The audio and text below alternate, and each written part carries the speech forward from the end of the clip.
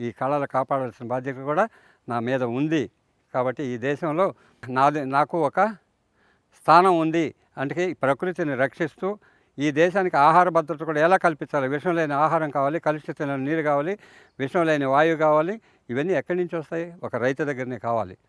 ఇక్కడ అన్ని రకాలుగా మంచి ఆక్సిజన్ ఈ రేపు వచ్చే అందరికీ కూడా మా మనవళ్ళు, మనవరాళ్ళు, కోడళ్ళు, కొడుకులు అందరికి కూడా వాళ్ళకి రిటర్న్ గిఫ్ట్ నేనేమి ఇవ్వకపోయినా నెలకు సరిపోయేంత ప్యూర్ ఆక్సిజన్ ఇచ్చి పంపిస్తాను.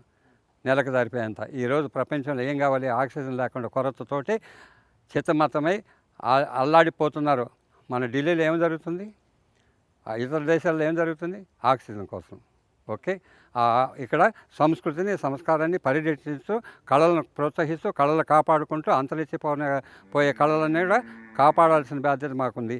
అదే సింబల్గా ఇప్పుడు అక్కడ మా గోమాత కూడా అరుస్తుంది, మీరందరూ కూడా రండి మా పొలానికి అని ఆహ్వానిస్తుంది. దానికి అదే నోరు. కాబట్టి సరే, ఈ ప్రేక్షకులందరికీ కూడా నమస్కారం. రండి, సంక్రాంతిని జరుపుకుందాం, ఈ కళల్ని, సాంప్రదాయాన్ని ప్రోత్సహిద్దాం.